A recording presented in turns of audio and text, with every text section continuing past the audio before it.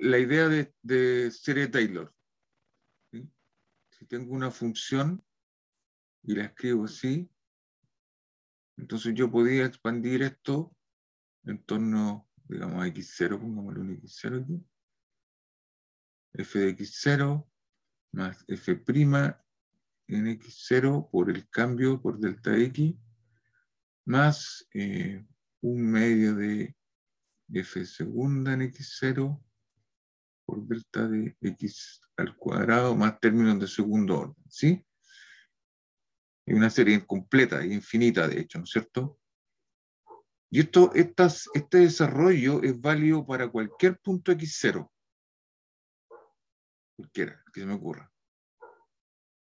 Ahora, en particular, ¿qué pasa si x0 es un extremo, un punto crítico?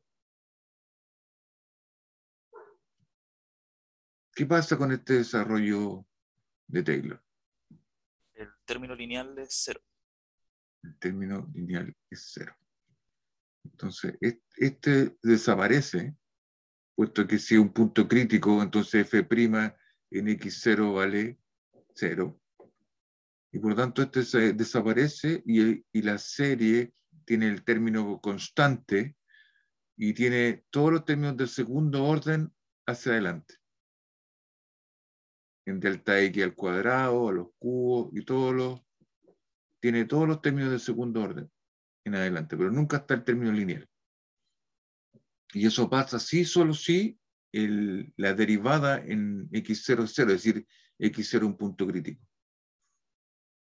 Así que en vez de caracterizar yo los puntos críticos como aquellos puntos en que la derivada es 0, puedo decir que un punto crítico es aquel punto en el cual la serie de Taylor no contiene el término lineal. ¿Se dan cuenta? Puedo reparafrasear la misma idea. O sea, puedo decir un punto x0 es un punto crítico si y solo si la serie de Taylor, de hecho es un punto crítico de la función f, porque esto tiene que ver con la función f, ¿no? Es un punto crítico de f si y solo si la serie de Taylor de f no contiene el término lineal.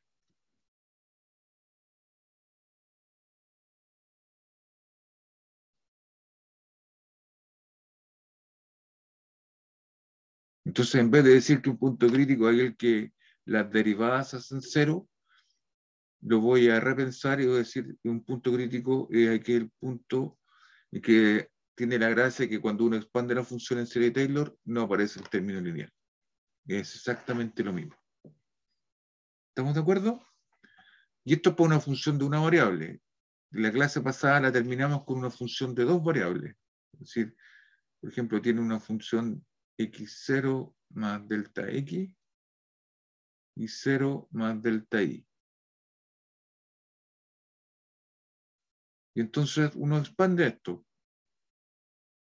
en serie de Taylor. De hecho, la manera usual de hacer esto es que, por ejemplo, uno fija la primera variable y expande en la segunda variable. Entonces esto es lo mismo que f de x0, delta x, y expando en la segunda variable. Así que esta debería ser esa que está ahí, más la derivada parcial de f respecto a y, evaluada en x0 más delta x, y 0, por delta y, más un medio de la segunda derivada parcial de f respecto a y,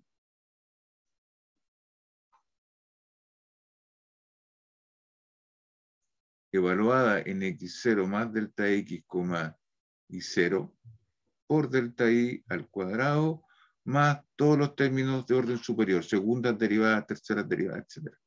¿Sí? Entonces expandí esta función de dos variables en una serie Taylor en la segunda variable, manteniendo constante la primera. Porque siempre está evaluado en el primer punto, ahí, en x0 más delta x.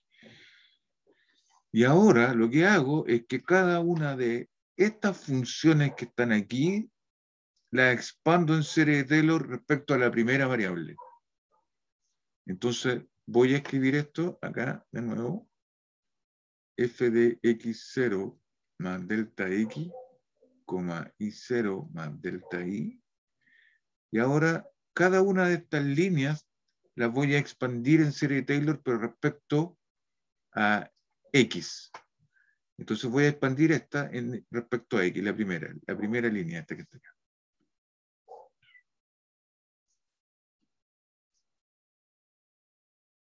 Voy a expandir esta en x ahora. Entonces esto tiene que ser la función en x0, y esta otra ahora es constante, así que está evaluada ahí, más la derivada de f respecto a x, evaluada obviamente en x0, y0, por delta x, más la segunda derivada, un medio de la segunda derivada de f respecto a x2 en x0, y0, por delta x cuadrado,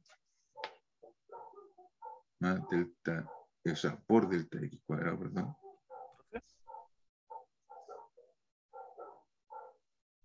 Más términos de segundo, tercer orden, etc. Ese es el desarrollo de la primera línea. ¿Estamos de acuerdo con eso? Sí. Sí. Y ahora voy a hacer lo mismo en la segunda línea. Este término, la derivada de una función es una función. Y esta función ahora la voy a expandir, pero respecto a la primera variable en Taylor. Entonces eso debería arrojar un término, voy a escribir aquí abajo, más la derivada, o sea, esta función es evaluada en x0. Quiere decir que esto es la derivada de f respecto a y, evaluada en x0, y0, más la derivada de esto respecto a x, así que derivo el f respecto a x, y como ya está derivado respecto a y, ahí está la primera derivada anterior, y está evaluada en el punto inicial. Y esto está multiplicado ahora por delta x. Así que ahí está el delta x, por delta y. Y así puedo seguir con términos de orden superior. Delta x por delta y. Más. Después debería venir un término que es la segunda derivada de esto respecto a x evaluada en el punto inicial. Entonces debería venir un término que es como 1 partido por 2 por la tercera derivada de f, pero derivé 2 veces respecto a x y ya estaba derivado 1 respecto a y, evaluada en el punto inicial, por delta x al cuadrado, por delta y. Y así sigo todos los términos superiores. Y por último, ahora desarrollo la tercera línea en serie de Taylor respecto a x ahora. Entonces esto queda un medio de la función que está aquí evaluada en el punto inicial,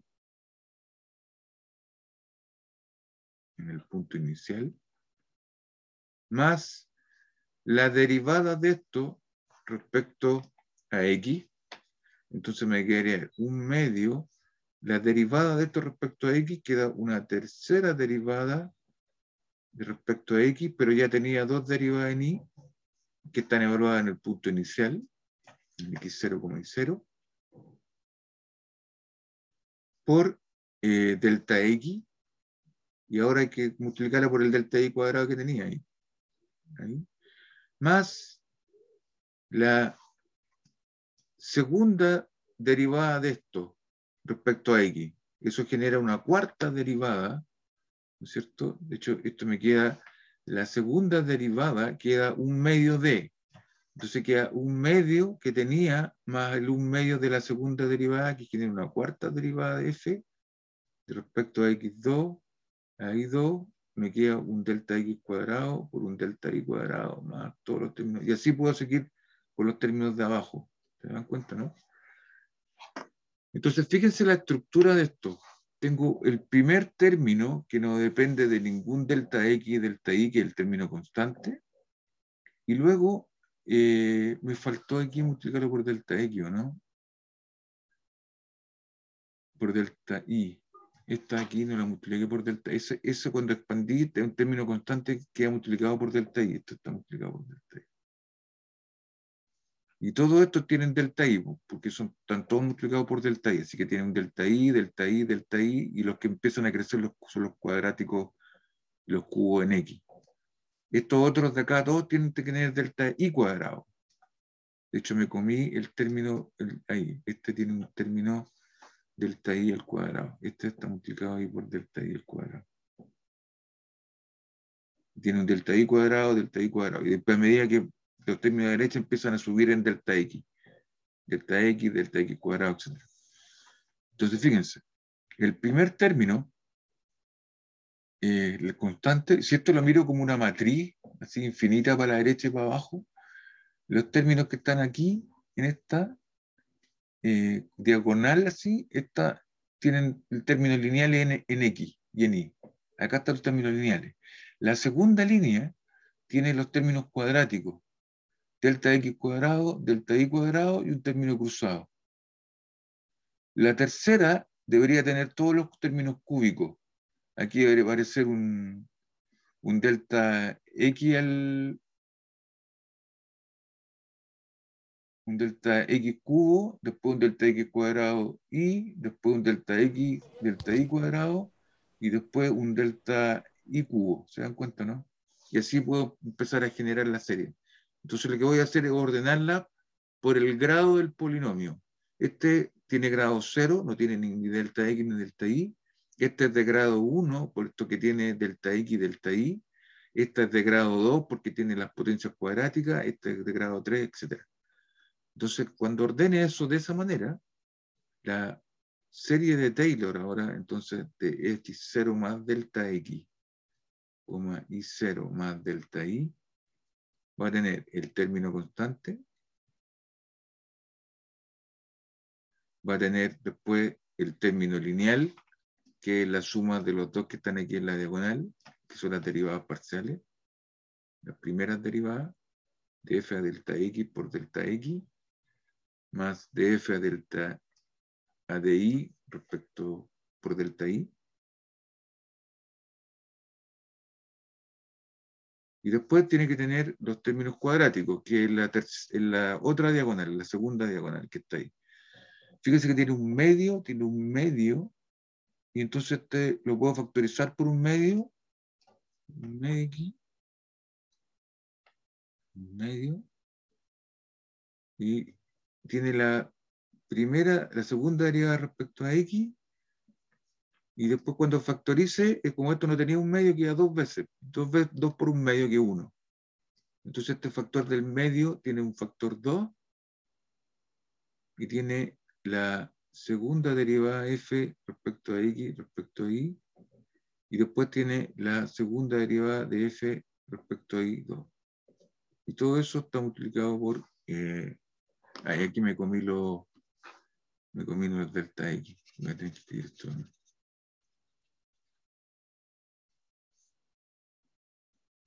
Este tiene un delta x al cuadrado. El otro tiene un 2. La segunda derivada respecto a x respecto a y. Delta x por delta y, que es el término cruzado. Luego tiene la segunda derivada f respecto a y al cuadrado por un delta y al cuadrado. Y así puedo seguir. Y es como, se parece a la fórmula del cuadrado del binomio, ¿no? El cuadrado del primero más el doble de, entre comillas, el primero por el segundo, en el sentido de que el primero por el segundo significa que las derivadas se cruzan, más el cuadrado del último. De hecho, la tercera derivada debería ser como el cubo, en ese sentido. Sería como 1 partido por 3 factorial, por la tercera derivada, por el cubo de esta, más 3 veces la segunda derivada por la primera derivada por delta x cuadrado, delta y, etcétera, que es el teorema del binomio. Y así puedo generar todos los otros términos de la serie de Taylor de 2 dimensiones. ¿Estamos de acuerdo? ¿Está clara la idea o no? Sí, está claro. Entonces, Sí. si usted conoce cómo expandir una función en una variable, entonces puede saber cómo expandir la función de una función de muchas variables. ¿Qué es lo que tiene que hacer?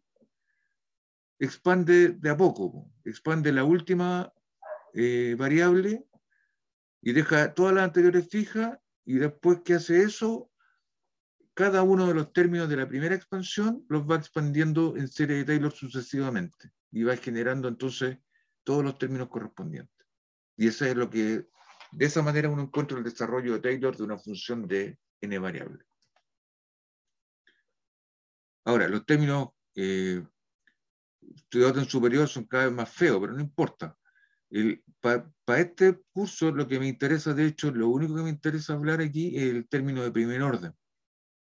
Porque ya dijimos que una función, los puntos críticos de una función están determinados por los puntos en que las derivadas se anulan, y cuando las derivadas se anulan, entonces desaparecen los términos lineales, se desaparece todo. Entonces, los puntos críticos de una función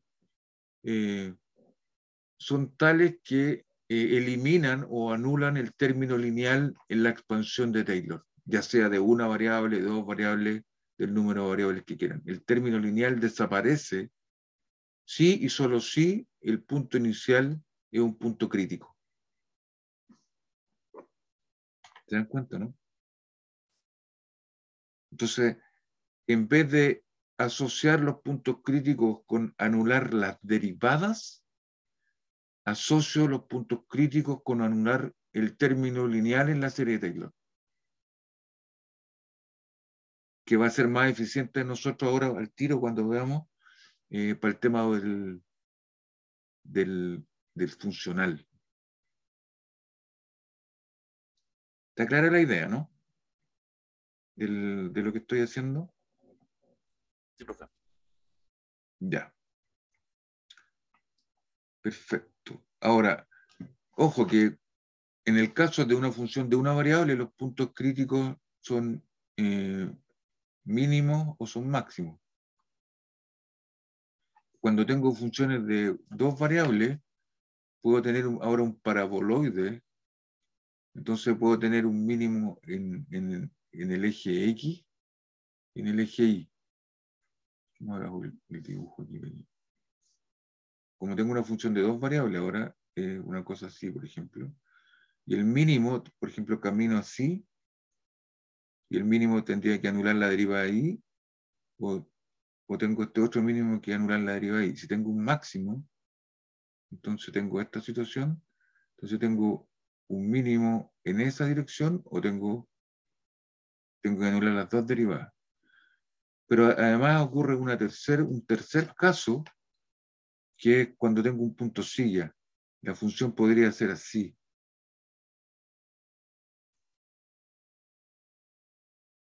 Y en ese caso, cuando camine así, la derivada se anula ahí, pero también puedo caminar así y la derivada se anula. En esa dirección tengo un máximo y en esta dirección tengo un mínimo en un punto silla. Así que los puntos críticos por una función de variables son máximo, mínimo, máximo o puntos silla. En cambio, para una función de una pura variable son mínimo o máximo. Y a medida que crece el número de variables, tengo situaciones así, o tengo situaciones mezcladas con esto, una silla de montar en, no sé, en 4 dimensiones. Es difícil imaginárselo, pero al menos tengo la idea de que eso puede pasar. En una silla de montar de 4 dimensiones podría anular, por ejemplo, dos derivadas así positivas y dos derivadas negativas. ¿Se dan cuenta? Esa es la idea.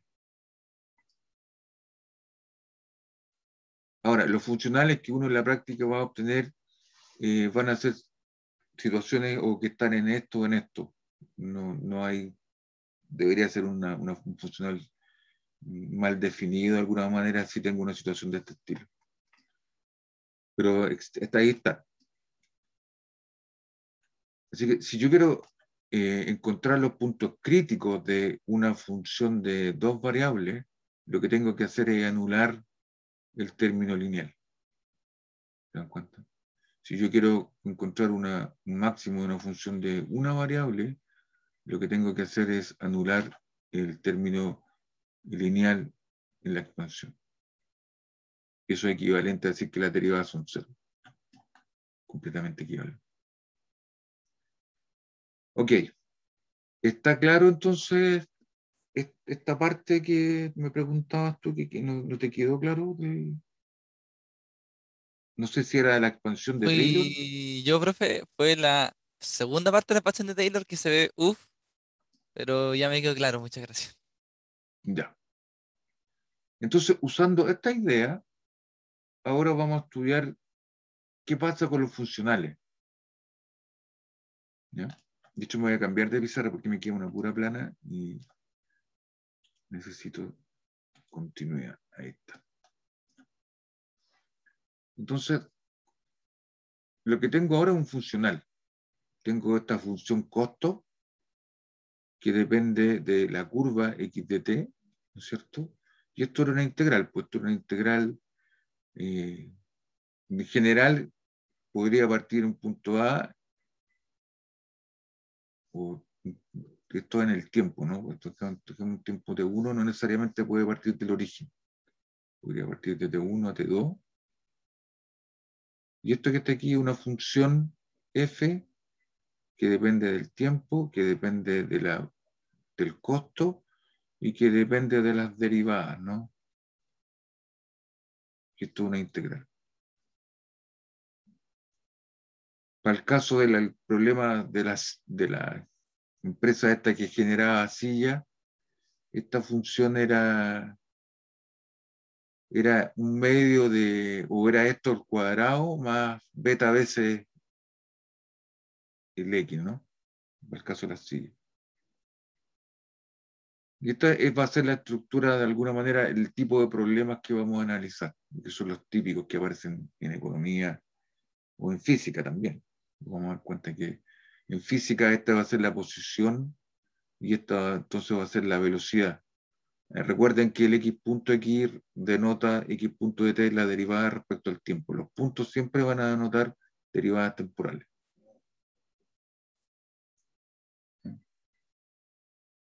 Entonces la pregunta es, ¿cómo se optimiza ese? La pregunta es, ¿cuál es la curva x de t? Es decir, la producción completa en el periodo entre T1 y T2, ¿no es cierto?, que extremiza el funcional de costo. Extremiza porque podría calcular un máximo o un mínimo. Estoy pensando en las dos situaciones de alguna manera. Si este es el costo, me gustaría minimizarlo, pero si este son las ganancias, entonces me gustaría maximizarlo. ¿Se dan cuenta, no? Por eso que digo extremiza, en el sentido que puede ser un máximo o un mínimo. Entonces, dada esta información, dada esta función f que me la van a pasar, hoy la voy a moderar de alguna manera, ¿cómo calculo la curva de producción que tiene el menor costo desde un punto de vista práctico? ¿Cómo se hace eso? Entonces, la clase pasada vimos que uno va a asumir que para un conjunto dado de estas funciones debería existir una curva óptima, ¿sí? Debería existir una curva óptima de manera que el funcional se extremiza. Entonces, si uno grafica aquí el tiempo, y esta es la curva, en T1, donde comencé, estoy por aquí, en T2, donde termina esta cosa, estoy por acá, y la curva entonces tiene que partir de aquí y llegar a este punto, y puedo hacer cosas aquí. Entonces tiene que haber una curva que optimiza este funcional, hace que tenga un máximo, un mínimo. Y a esa curva es la que le llamé la clase pasada como la X asterisco, ¿no? Y luego lo que hace uno es tomar esta curva y la ecualiza un poquito, la cambia localmente en cada punto y hace una variación funcional, la cambia. Esa función que uno va a cambiar esto es una función que el cambio se anula entre 1 y se anula entre 2.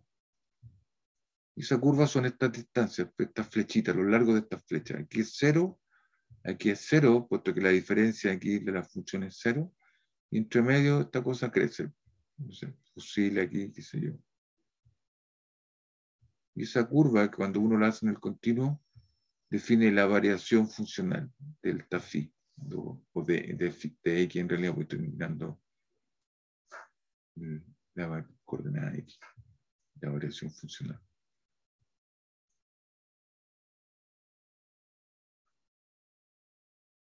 Entonces es la curva siguiente, que es esa que está ahí, la X de t, la X de t la obtengo como la curva óptima, la que está aquí abajo, la curva óptima, más un cambio, una pequeña ecualización aquí y que le sumo la variación funcional.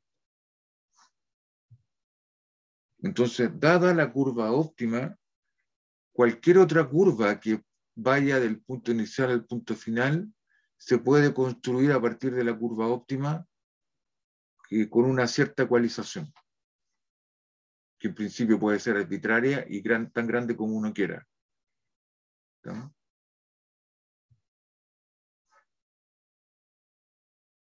Y se supone que si uno hace una imagen aquí y pone en este eje las curvas completas, cada punto del eje X en realidad representa una curva, y en el eje Y pongo el costo.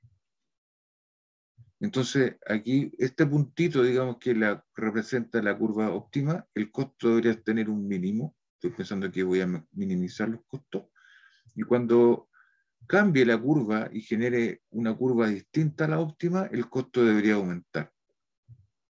Lo mismo acá, si la ecualizo para el otro lado, es decir, bajo esto aquí, entonces el costo también debería aumentar.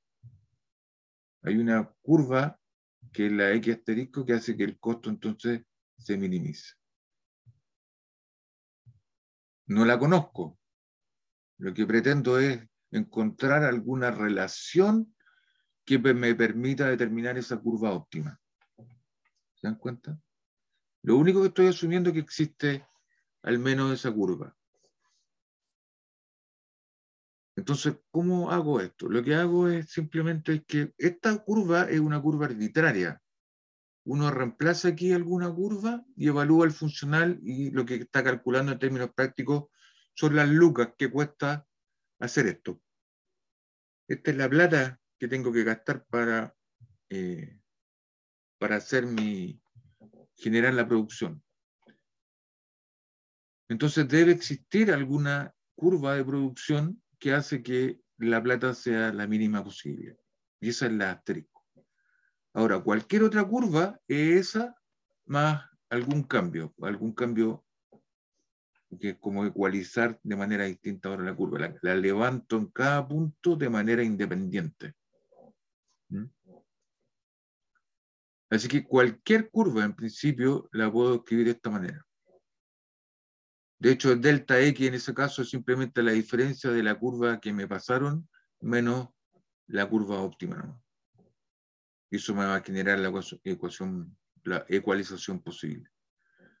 Así que yo ahora ese X que está ahí lo puedo reemplazar como la curva óptima más una variación funcional. Así que el costo, entonces, el costo lo escribo así. Tiene que ser el X asterisco más el delta X. Y esto entonces va a ser la integral de T1 a T2 de la función f valorada en el tiempo. El X que está aquí tiene que ser el X asterisco más el delta X. Todas estas son funciones del tiempo. Y lo que está aquí es la derivada de la primera. Y la derivada esta, la derivada de una suma, es la suma de las derivadas, así que tiene que ser la derivada temporal de la primera, más la derivada temporal de la variación funcional. Así que esto es la derivada respecto al tiempo, ¿no es cierto?, de la variación funcional. El x asterisco y el delta x son funciones del tiempo, son funciones. Y eso se cierra y esto está integrado en DTO, ¿no? Que reemplazar aquí y aquí el x por esto. Acá lo reemplazo y acá eso mismo lo derivo, que es lo que está ahí. No he hecho nada, puro movimiento mano. ¿Está claro, no? Sí. Un poquito, Entonces, ¿ah? vamos quedando claro. Ya. Entonces, ¿se fijan la idea de lo que quiero hacer? Fíjense que esto se parece a la expansión de la serie de la función de x0 más delta x, ¿no? El funcional es como la f, la curva óptima es el punto inicial y la variación funcional es el delta x. Entonces lo que voy a hacer es expandir esto en serie de Taylor, entre comillas, respecto al punto inicial y la serie en delta x. Si yo hago eso, entonces debería haber un término que solamente depende del punto inicial. Después debería haber un término que sea lineal en la delta x. Y después tiene que haber un término que sea cuadrático, cúbico, y deberían estar todos, porque la serie de Taylor debería ser una cosa infinita. Entonces, la idea es que si este tipo que está aquí es un punto crítico, es decir, un máximo o un mínimo, ¿qué debería pasar con la serie de Taylor de esta cuestión? Anular el término lineal. Debería matar el término lineal. Entonces, el óptimo queda definido por la anulación del término lineal de esta serie de Taylor. Y esa es la condición que quiero encontrar. Debería arrojar alguna ecuación que me permita determinar esa curva, esa función x asterisco, pidiendo que el término lineal se anule, porque ya sé, tengo la idea de que cuando las cosas son puntos críticos, se tiene que anular el término lineal. Esa es la idea central de esta cuestión. Entonces lo que vamos a hacer es expandir esto. Ahora, esta función f es una función de 3 variables. Tiene un x, un t, un x y la derivada, ¿sí? Que es como el i. El i, piensa en lo que es el x punto. Pero es un tercer slot aquí. Tiene 3 argumentos esta función. Entonces, lo que estoy cambiando aquí, el tiempo no cambia. El tiempo está fijo. Esto nunca lo voy a tocar. Está ahí. La que estoy cambiando aquí son el segundo slot, puesto que estoy reemplazándolo en x0 más delta x, si ustedes quieren.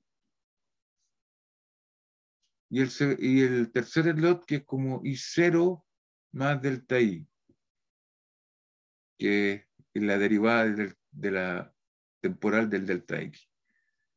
Entonces lo que voy a hacer es expandir esta serie de Taylor en esta variable y en esta variable. Por lo tanto, en realidad es a pesar de que tiene 3 variables, la primera no la toco, y por lo tanto esto es el desarrollo en serie de Taylor de 2 variables nomás, las 2 últimas. Eso es lo que voy a hacer y lo voy a hacer hasta primer orden nomás. Porque los órdenes superiores no me interesan, no los voy a tocar. Para poder encontrar un punto crítico, lo que necesito es anular el término lineal nomás. Toda la información está ahí en el término lineal. Entonces lo que voy a hacer es expandir esta función, entonces, en serie de Taylor a orden lineal. Esa es la idea central. Así que eso es lo que voy a hacer. Así que procedemos. Voy a escribir de nuevo el coste x asterisco más delta x, entonces es Esto es la integral de T1 a T2.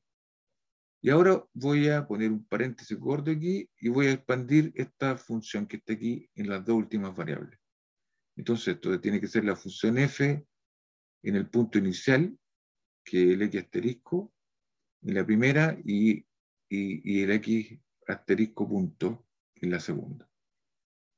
¿Sí? Ese es el primer término de la serie Taylor. Más, el término lineal de la serie Taylor tiene que ser la derivada de esta función respecto al segundo argumento, que es la coordenada x.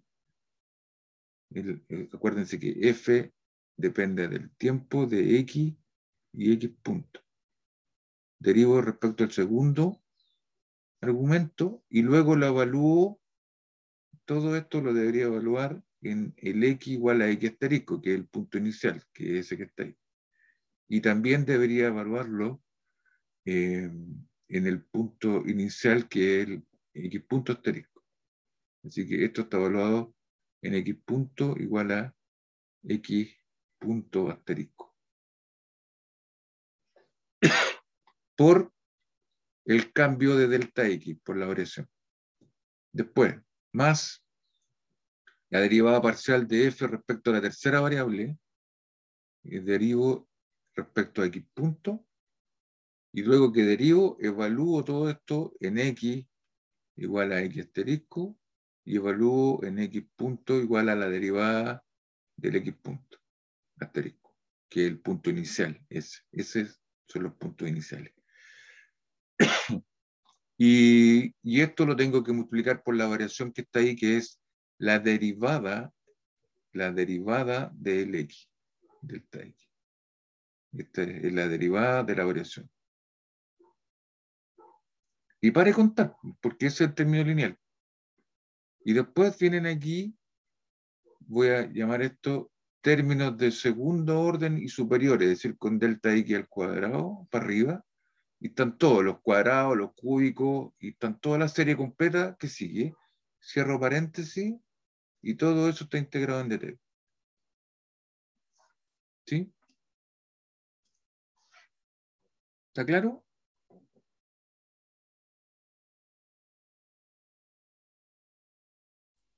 Sí, profe. Y ahora integro y los separo.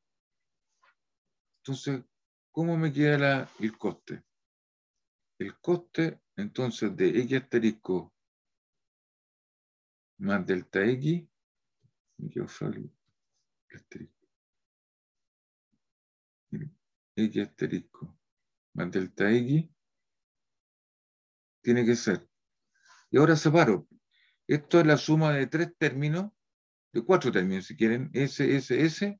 Integro primero, entonces esto es la integral de T1 a T2 de la función f evaluada en t, en x asterisco y x punto asterisco.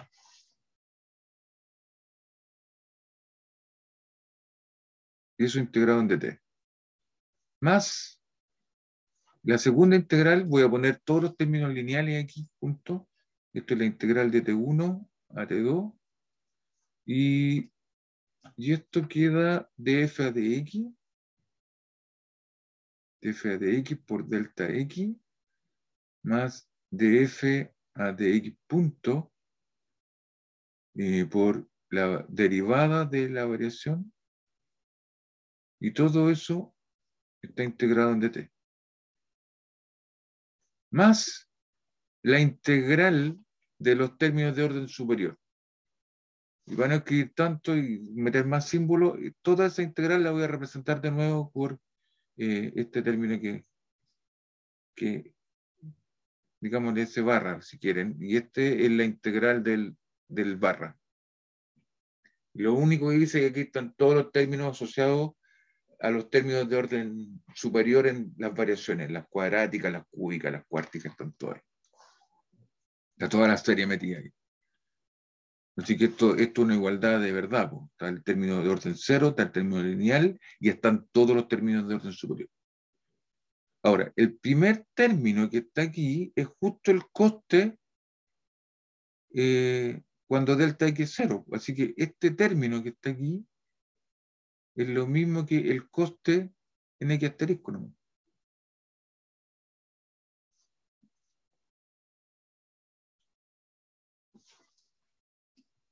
Entonces, esto luce como tiene la misma estructura de la serie de Taylor. Esto es lo mismo que el coste en el punto inicial, más este término que es esta integral que está aquí, que la vamos a tener que arreglar un poquito, pero incluye todos los términos lineales en la variación funcional.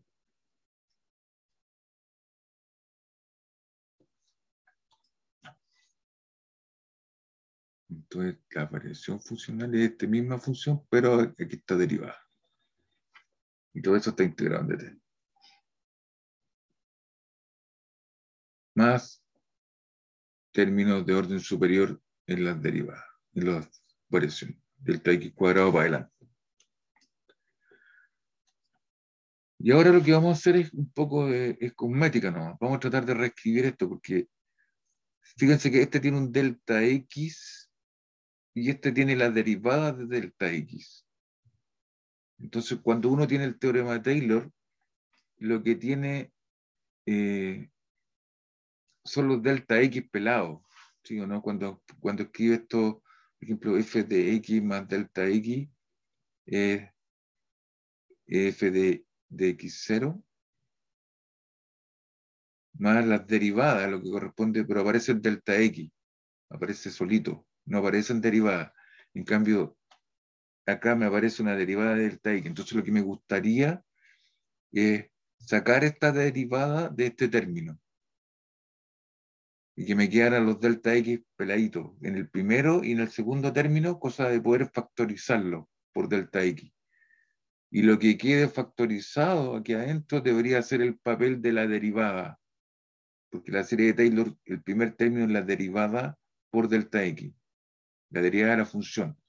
Entonces, si yo logro factorizar por delta x, lo que quede aquí hace el papel de la derivada del funcional. ¿Se dan cuenta? Lo que sea eso. Porque yo sé derivar funciones y no sé derivar funcionales. Ahora, si ustedes quieren con esto, voy a poder definir la derivada de un funcional. Si logro factorizar esta cuestión. ¿Está clara la idea o no?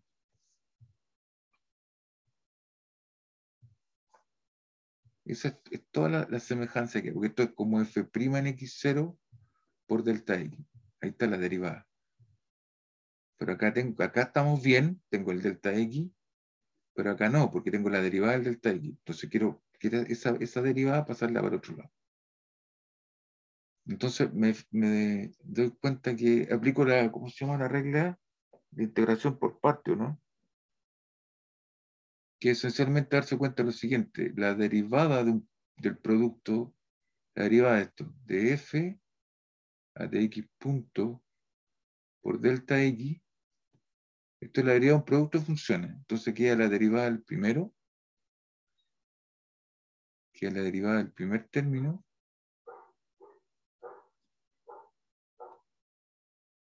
por el segundo, más el primero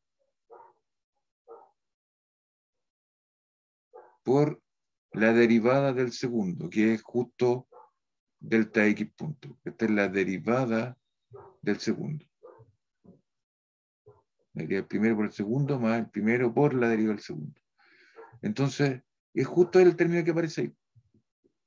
Así que yo puedo despejar de esto, decir que de f a de x punto por la derivada de la variación es lo mismo que s menos s. Entonces, la derivada de todo es la derivada del producto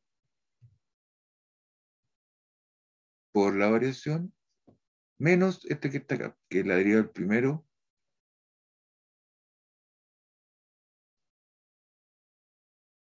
por la variación.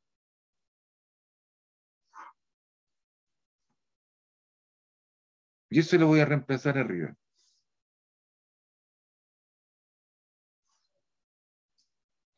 Entonces, esto es una identidad nomás, pues, esta es la regla de la derivada de un producto, ¿no? No es la Derivada. regla de la cadena. Sí, al final cuando reemplaza X, no, es la regla del derivado de un producto. De un producto de funciones.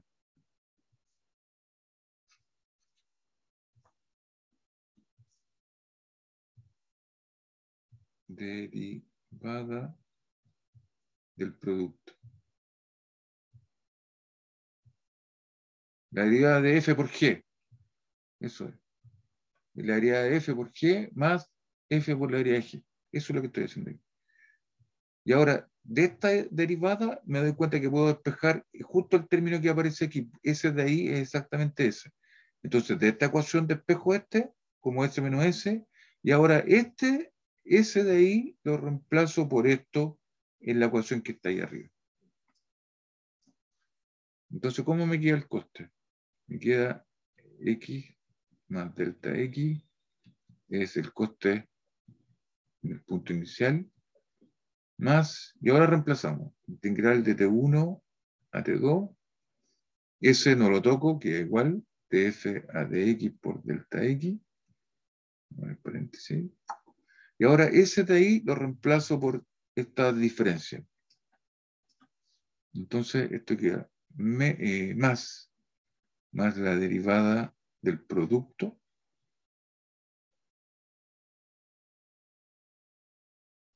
menos la derivada del primero, menos la derivada del primero, por delta x. ¿Y me queda algún término? No, porque eran esos dos. S por S, y S lo reemplacé por estos dos.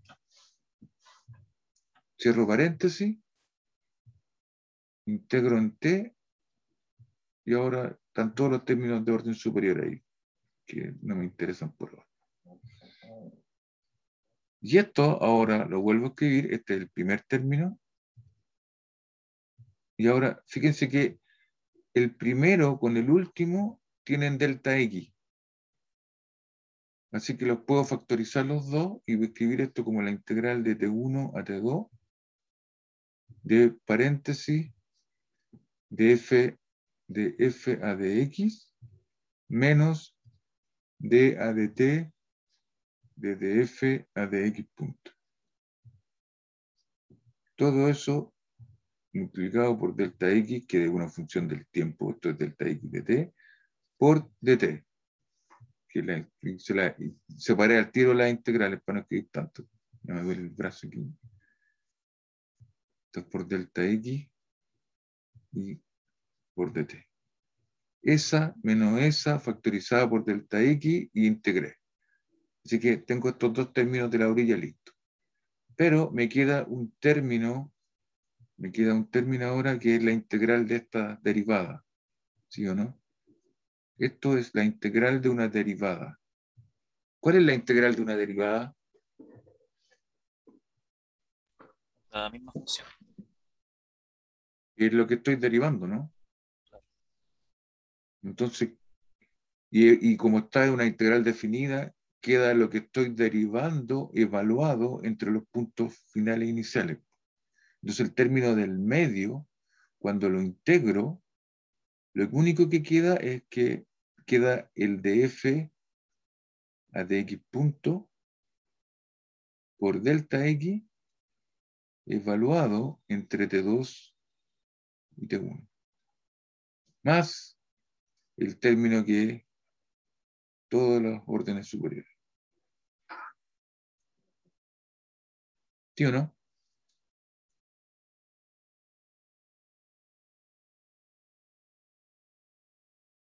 De ahí están todos los términos. Piense que este término de aquí depende de todo el intervalo, porque está la integral completa. Tengo que integrar entre T1 y T2. Está sumando todo ahí. En cambio, el término que está acá solamente depende de las puntas.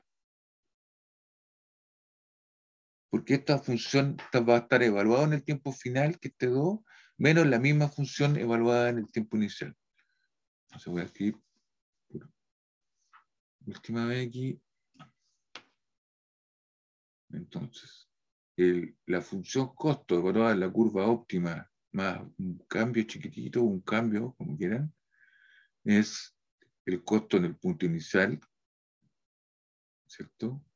Más la integral de T1 a T2 de f a dx menos d a dt de df a dx punto, variable temporal. Todo eso multiplicado por delta x, que depende del tiempo, ¿no es cierto? Una función de t, más, y ahora tengo este término evaluado en T2 menos el mismo término evaluado en T1. Entonces vamos a poner este término aquí de f a dx punto por delta x evaluado en T2 menos df a dx punto por delta x evaluado en T1 más los términos de orden superior. Entonces, si lo miran esto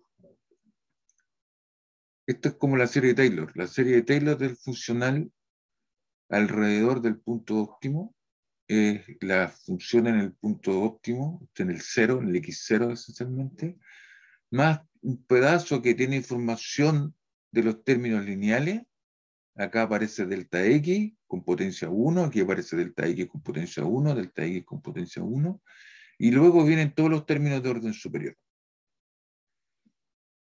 Entonces ahora, si ustedes dicen, mire, yo quiero que el x asterisco sea un punto crítico, o sea, sea un punto, un máximo, un mínimo del funcional. ¿Qué es lo que debería pasar?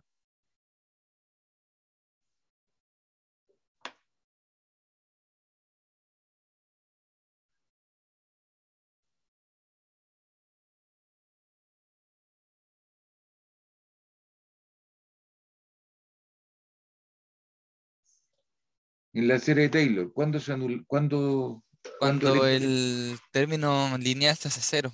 ya, ¿cuál es el término lineal aquí?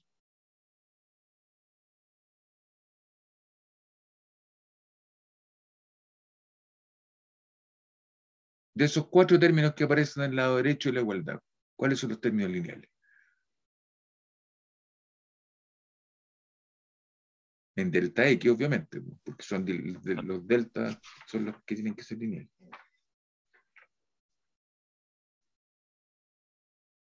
¿El primer término depende de delta? No, No, pues sí que eso no me interesa, no depende de delta. Los términos que están acá, ¿dependen de delta no. linealmente? Tampoco, aquí están los cuadrados, los cubos, están todos. Entonces, lo único que depende de delta X linealmente, o sea, delta X elevado a 1, son estos 3 términos que están acá. Entonces, para que la curva X asterisco sea un óptimo, o un máximo, un mínimo, tengo que necesariamente pedir que todo lo que esté aquí se anule. ¿Se dan cuenta? Esa es la hipótesis central del cálculo de variaciones. Digamos. Entonces, x0, o sea, x asterisco de t, esta curva, es un extremo o un punto crítico del funcional, si y solo si el término lineal en la serie de Taylor anterior se anula. Es decir, toda esta suma tiene que anularse. Y la voy a escribir de nuevo. Entonces, esto implica que esta integral de T1 a T2 de la derivada de f a dx menos d a dt de df a dx punto, ¿cierto? Todo eso por delta x de t, esa integral más df a dx de x punto por delta x evaluado ante 2 menos df a dx punto por delta x evaluado ante 1, todo eso tiene que ser igual a 0. Ese es el término lineal.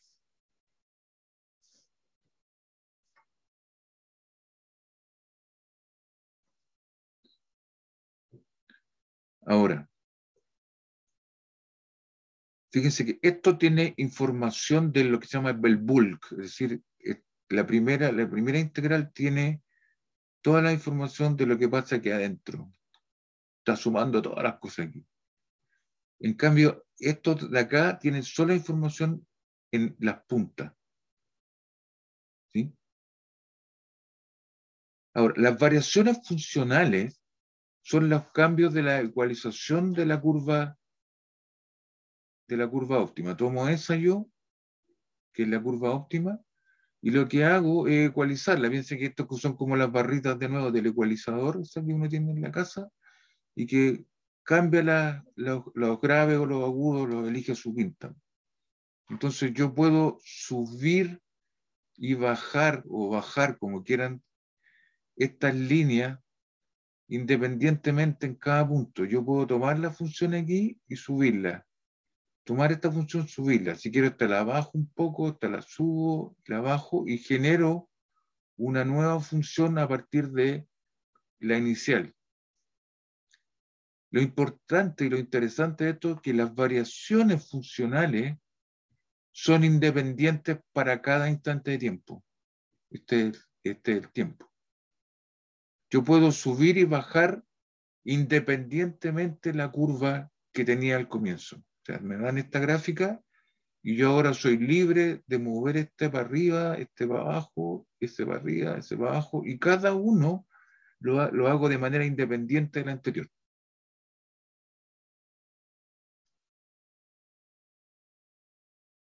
Entonces, los cambios que yo haga en esta punta son completamente independientes de los cambios que haga en esa otra punta y además son independientes de los cambios de las variaciones aquí adentro.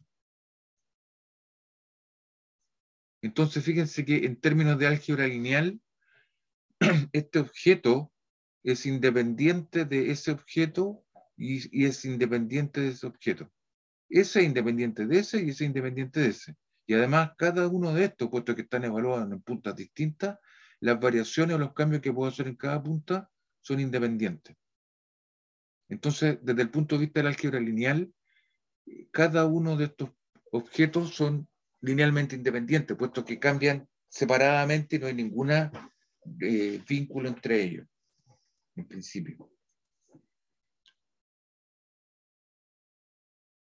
Entonces, cuando uno tiene una suma de vectores coeficientes alfa i por vectores li igual a 0, si ese conjunto de vectores li, ¿qué pasa con los coeficientes?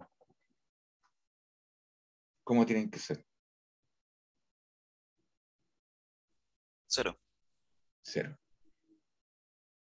Entonces, lo que estoy diciendo es que estas cosas tienen que, debido a que son independientes, tienen que anularse por separado, como las muñecas de Mattel del Roland. Por lo tanto, esta ecuación igual a 0 implica que este término tiene que anularse, este término tiene que anularse y este término tiene que anularse, pero por separado. Es decir, esto implica que toda esta integral de esta combinación que está aquí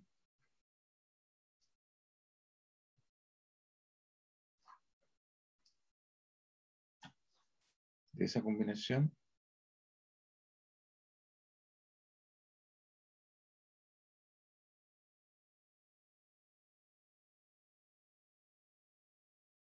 esa integral tiene que ser 0. Por otro lado, este otro punto, el extremo derecho, también tiene que anularse y tiene que ser 0 y tiene que ser independiente de cómo se anula este otro que está acá.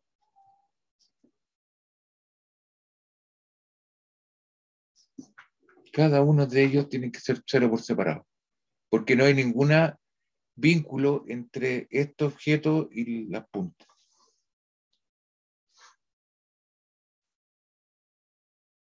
Son linealmente independientes, entonces tienen que matarse por separado. Así que tengo esa, ahora tengo 3 ecuaciones. y cada una mata los grados de libertad correspondientes. Esto mata los grados de libertad en las puntas, los extremos, y esto mata los grados de libertad en el bulk, en todo el intervalo. Ahora, la variación funcional que yo puedo hacer aquí, ese delta X, o los cambios con los cuales yo puedo cambiar la curva óptima, que es el X0, son completamente arbitrarios en cualquier punto. Es decir, puedo hacer esta transformación, o podría hacer una transformación así, o podría hacer una transformación para abajo, los delta X, a lo que se me ocurra. Entonces, esta integral tiene que hacer 0 para todo delta X, para cualquier variación. Y para que esta integral se anule para cualquier delta X, entonces lo que está entre paréntesis tiene que anularse por separadamente. Entonces esto implica que este paréntesis que está aquí tiene que anularse.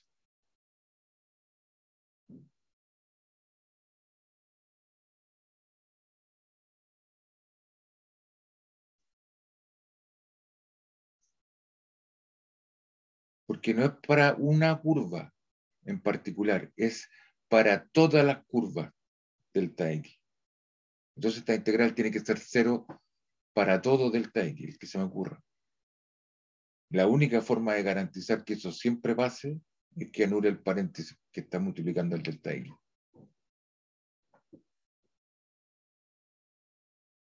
Y eso arroja esta restricción entonces ahora. El F o la curva óptima tiene que ser tal que tenga esta gracia. Tiene que ser 0 esta cantidad. Y además tiene que ser 0 esta cantidad que está aquí y esta cantidad que está acá. Estas de acá tienen un nombre y se llaman condiciones de transversalidad.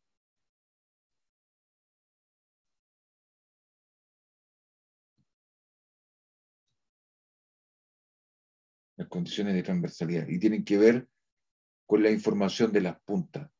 Las puntas por separado se tienen que anular.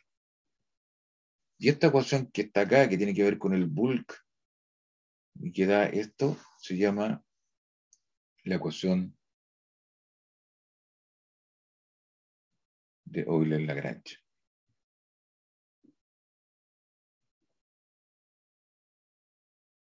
Te la presento formalmente.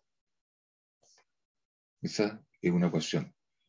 Y ojo, que esto está evaluado, esta ecuación está evaluada, venía, si me cambio de pizarra aquí,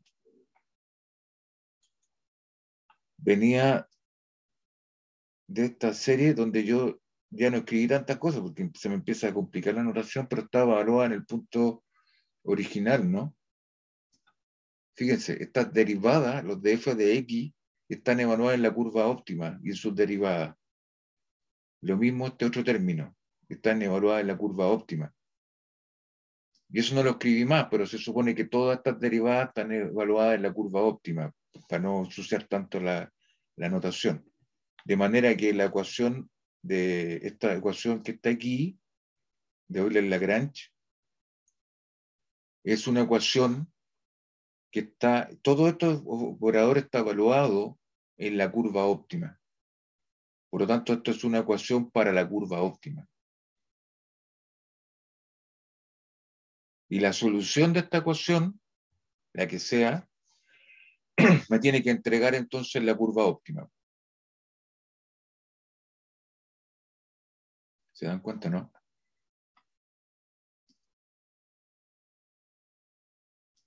Así que, si ustedes quieren, los máximos y mínimos de un funcional están dados por la curva óptima, y esa curva óptima satisface la ecuación de Euler-Lagrange por un lado, y también tiene que satisfacer las condiciones de transversalidad por otro lado. Una es la información de las puntas y la otra es la información de lo que pasa adentro del intervalo de integración. Así que, de alguna manera, resolvimos el problema. Los máximos y mínimos de un funcional están dados por la curva que optimiza, o la curva que satisface la ecuación de Euler-Lagrange, junto con las condiciones de transversalidad. ¿Se dan cuenta? Y este término que está aquí, este término que es como la derivada del funcional, porque el término que depende de delta x en el intervalo completo. Y esto se parece a la derivada del funcional, el análogo. Si uno lo mira como la expansión de Taylor. Lo quieren con más detalle aquí. Esta cuando la arreglé, te fijan. Ahí. Este es el término lineal, el término de orden cero que no depende de la delta x. Y esta es como la derivada del funcional. De hecho, algunos libros a estos, dependen del autor, a este objeto que está aquí le llaman la derivada funcional, o de hecho la denotan con delta. Entonces denota, este que está aquí lo escriben como la derivada funcional de C respecto a X. Y entonces todo este término es como de F a de C por delta X, que se parece al teorema de Taylor. Pero eso es buscarle una analogía, no, digamos, en notación, para acordarse. Pero también tiene, ojo, tiene el término lineal aquí que está en las puntas, que son las condiciones de transversalidad. Está todo. Así que, de alguna manera, resolvimos el problema.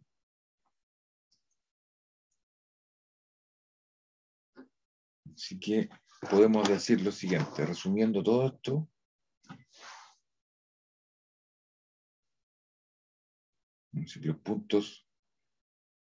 Los puntos extremos del funcional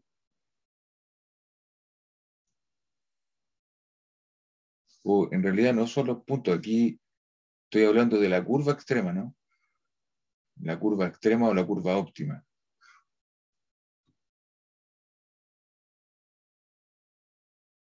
La curva óptima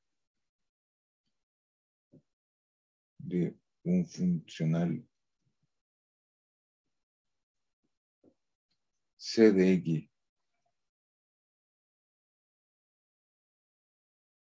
que es la integral de T1 a T2 de esta función de T de X punto de T es aquella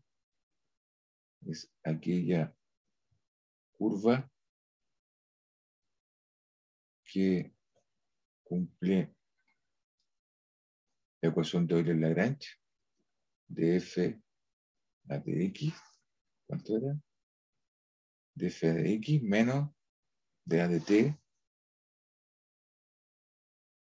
de A de T de F a de X punto igual a 0.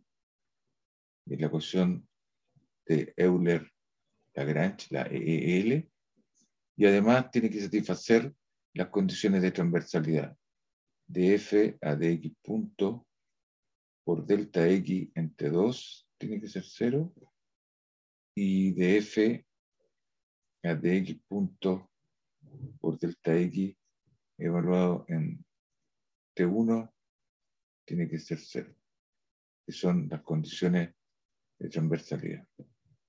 La curva que satisface ambas condiciones, entonces es la curva óptima del funcional.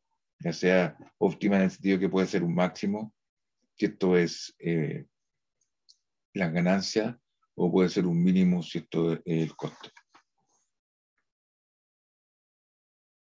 Así que ahí está.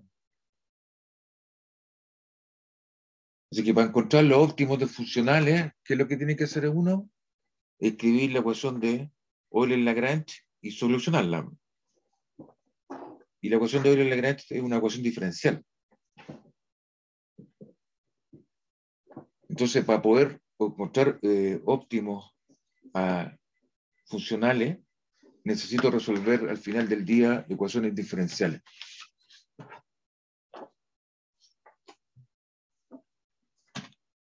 ¿Se dan cuenta?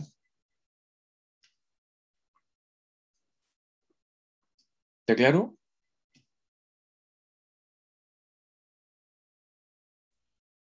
Sí, profe.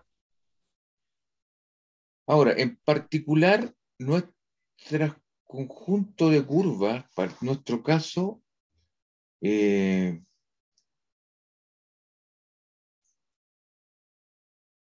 era el tiempo, aquí estaba la curva óptima, ¿no es cierto? Y tenía el tiempo T1, a partir de aquí tenía que llegar en el tiempo T2 acá, ¿no? Pero esta curva, cuando hice el problema, yo pensé que esta y este punto estaba fijo, por lo tanto tengo la curva óptima y tengo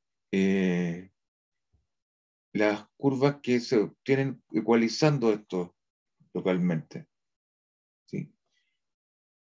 Pero esa curva y esa, la X de t y la óptima, en función del tiempo, ¿no es cierto?, que es la curva de abajo, son iguales en los extremos.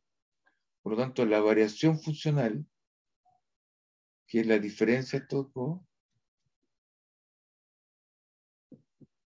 en las puntas, adentro es distinto cero, pero en las puntas, o sea, delta X, entonces, cuando lo evalúo entre 2, esto, la variación es cero. Y delta X, cuando lo evalúo en la punta inicial, también es cero. Si grafico la variación aquí, entre 1 y entre 2, la variación es 0 ahí, es 0 ahí, y entre medio tengo flechitas, que son las flechitas que están aquí. Las variaciones aquí cambian adentro, pero en los extremos están fijas, tal como presenté el problema. Es decir, cuando yo calcule el coste, las curvas que voy a poner aquí adentro son el conjunto de curvas que parte de este punto y llega a ese punto que está ahí. Están fijas. Por lo tanto, las variaciones son cero en los extremos.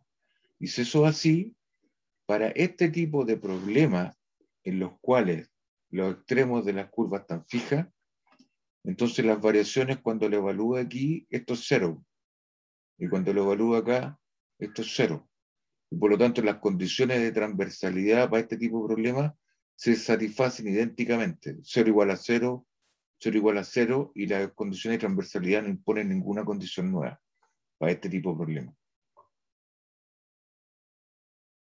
¿Se dan cuenta? Así que, en este caso, las condiciones de transversalidad son triviales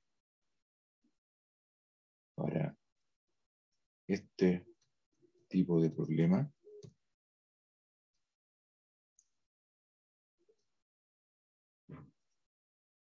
Es decir, tengo las puntas fijas. Las condiciones de transversalidad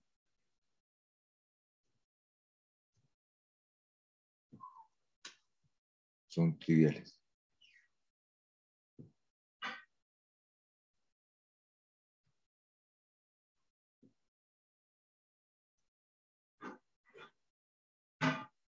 Es decir, 0 igual a 0. No arroja ninguna información nueva. Por lo tanto, toda la información queda en la ecuación de Euler-Lagrange, ¿no? que está aquí. Si yo tuviera un sistema en la cual la punta derecha, por ejemplo, no estuviera fija, supongan que dice, ¿sabe qué? Yo quiero optimizar mi funcional con un conjunto de todas las curvas, por ejemplo, que parten de un punto dado, aquí, entre 1, ¿está fijo? pero que entre dos, no sé, pueden terminar en cualquier parte, aquí. Puede ir así, puede ir así, puede ir así, las que quieran. Parto con un problema de ese tipo. Entonces, las curvas sobre las cuales yo voy a probar el funcional son todas aquellas que tienen un punto fijo aquí, pero en el extremo derecho pueden terminar en cualquier parte. Por lo tanto, la variación funcional en el lado derecho es distinto cero y arbitraria. Puede variar tal como yo quiera. En ese caso, la condición de abajo se satisface idénticamente, delta x entre 1 vale 0, pero delta x entre 2 no es 0. Y como el producto tiene que ser 0, entonces la condición de transversalidad me va a decir que sabe que la derivada de la función f respecto a x punto, cuando la evalúo en el extremo derecho, necesariamente tiene que ser 0. Y eso va a imponer una condición extra ahora. Mientras los extremos de las curvas que los cuales yo pruebe el funcional, o sea, yo voy a evaluar este funcional en un conjunto de curvas aquí, que yo decidí que eran todas las curvas que partían de este punto fijo y llegaban a este punto fijo. En ese caso, las condiciones de transversalidad no ponen ninguna condición nueva y basta y sobra con la ecuación de Euler-Lagrange. La ecuación de Euler-Lagrange para este conjunto me va a entregar la curva óptima. Pero si quiero un problema distinto, como vamos a ver después que en economía esto pasa, entonces van a aparecer naturalmente las condiciones de transversalidad van a exigir algo nuevo. Van a exigir, por ejemplo, que la derivada de f respecto a x punto en el extremo derecho se anule. Y eso pone una condición extra.